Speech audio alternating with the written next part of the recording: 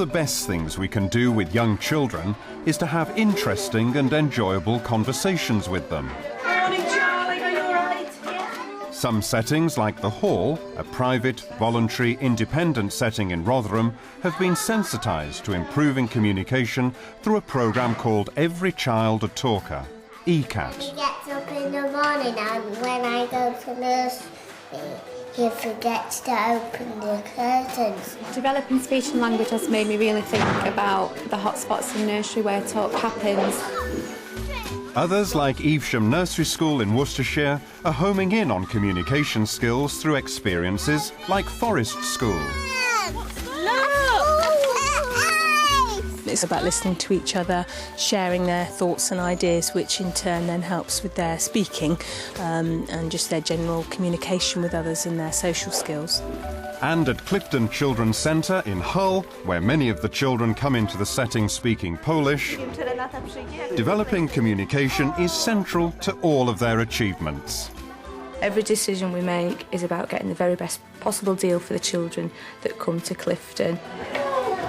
So becoming part of the ECAT project tied in with that philosophy, because communication is very much at the heart of working with very young children. Oh, that is beautiful, Shalisa.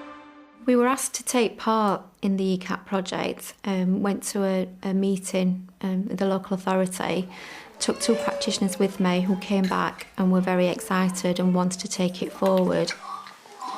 Part of the ECAT programme encourages child-led activities so that practitioners can respond to early language. We do a lot of sort of work with the babies for communication with anything from eye contact. Yeah. As long as they are giving you something back. Thank you. Good boy. It's a small one, thank you.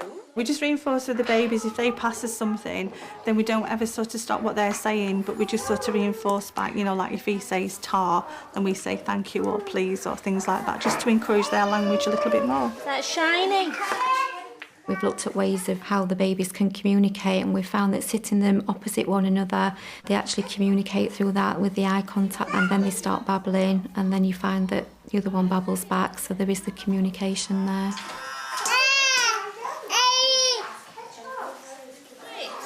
What have you got on your belly?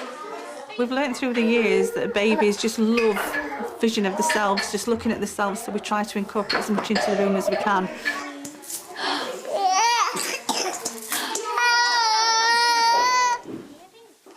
In every area we try to put a mirror in just so it can sort of reflect their facial expressions.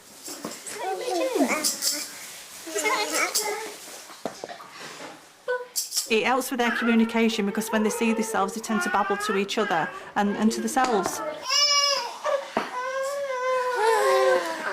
We've created what we call communication-friendly spaces in each room. I don't know, shall we see? Where the children can just go, chill, relax and enjoy a nice friendly space, and it's their space. But communication-friendly spaces aren't just for children. At Clifton, parents, many of them Polish, are encouraged to come into the Children's Centre to be part of their children's language development. And when she's playing, does she use some English words? We do have a very sort of a varied intake here at Clifton, and the children do come from many different backgrounds, different heritage languages are spoken. Here, I think we just always concentrate on the individual child. Talking about how she is feeling, because the first 2 months she was feeling very well. We think about the family and that child, and that's what is the starting point for everything that we do. So we observe the child and then we look at what support and what is needed to move that child on to the next step. I wanted to start a session at the centre and I wanted to do something with a little difference. So what I did was I got in touch with Anna, who was Polish, and I'm English, and we wanted to do something to bring the language and the communities together. Point to the ceiling. We've got a very well-established group. We've got Malaysian families also joining us. It has brought on my language in Polish. I can now communicate. I'm invited round to houses and I feel I've got a very good liaison and relationship with the Polish community. Wow, now would Anna like to sing a song for us in Polish? I work in this nursery about 2 years. I am teaching assistant. And my main role in the nursery is to support Polish children and their parents. Sami jesienią w ogródku na grządce, tu marchewka, tam strączek. I am interpreter for Polish family and for the staff. Ogórek od taty, ogórek, ogórek, ogórek. I think it makes a very big difference me having some sort of being able to talk some sort of Polish, because I can also take it through into the centre and introduce it to the other workers who maybe don't have the opportunity to be in close contact with the Polish people like I do. Oczy ma jak 5 złotych.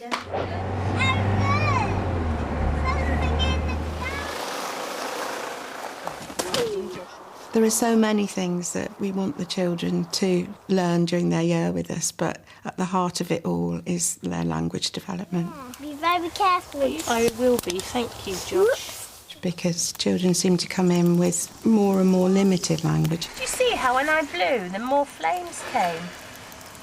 Josh, would you like... The environment is very, very important. Particularly the environment at Forest School, I think, provides the most wonderful, rich language possibilities. Once we had the story, I thought it might be quite fun to have a little listen and see what kind of things we can hear in our forest, OK? Apart from listening to the sounds in the natural world, they are gaining knowledge and understanding of the world. An aeroplane, that's right. It's also about listening to each other, sharing their thoughts and ideas, which in turn then helps with their speaking and just their general communication with others. 40, 50. Games in the forest like 1, 2, 3, where are you? Encourage careful listening, a skill that transfers back into the setting. 1, 2, 3, where are you? 1, 2, 3, where we are. Is it that way? Let's walk, Harvey. Harvey, where did you think it came from up there? Yeah. Should we shout and see if you're right? 1, 2, 3, where are you?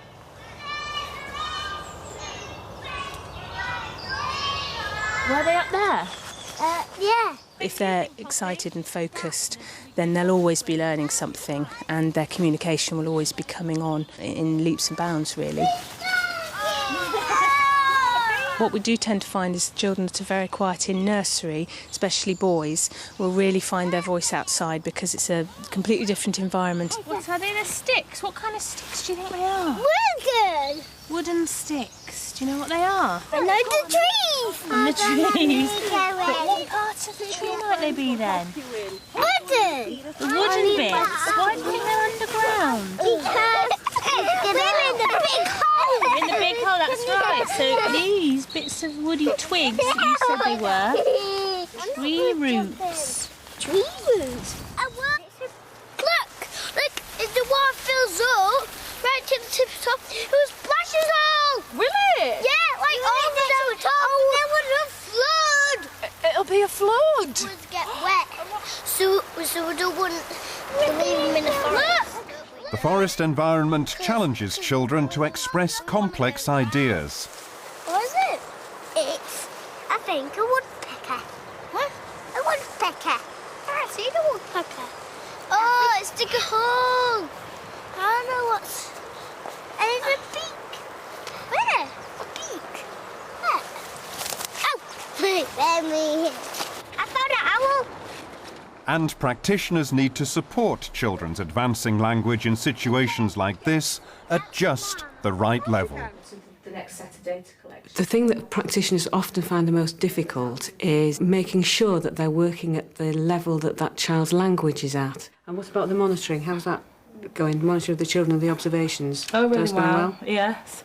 I really feel now that the staff are really secure in their sort of knowledge of children's communication levels and skills. I think when we're observing now, they're keeping that in mind when we're sharing those observations together as a staff during analysis times, people are more confident with coming up with examples of different types of communicators or having the examples. The practitioners have to make sure that their interactions are at that level for the child at their language stage rather than their chronological age, and that therefore means that within the setting they have to look at not necessarily children in ages but looking at children at language stages. So has anything come from the data that's made you make any real strategic decisions as to what you want to do within the setting?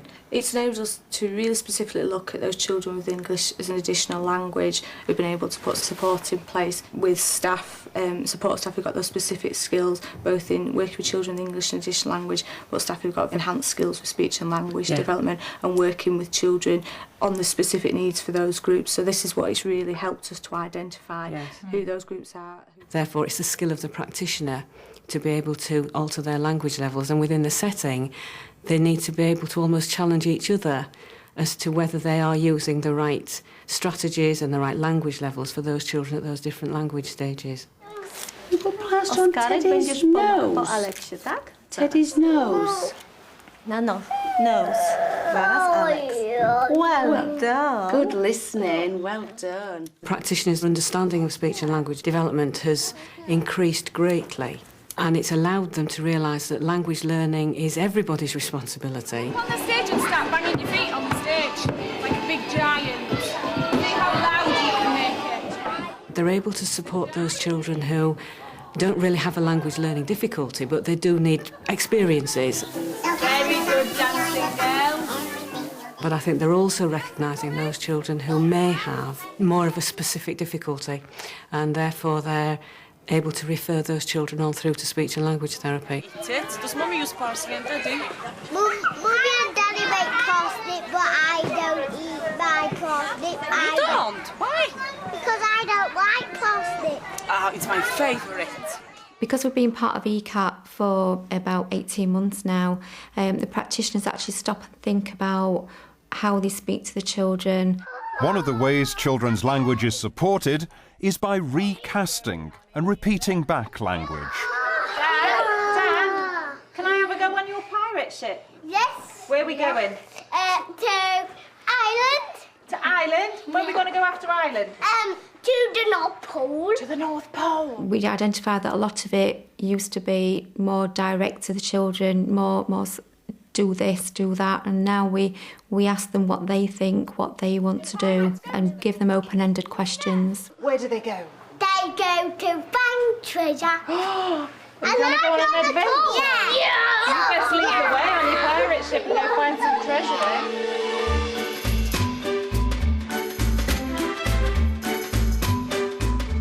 Look at individual children, think about your staff, make sure that they're equipped with the right skills so that they're aware of early communication, that they're aware of what good quality interactions are.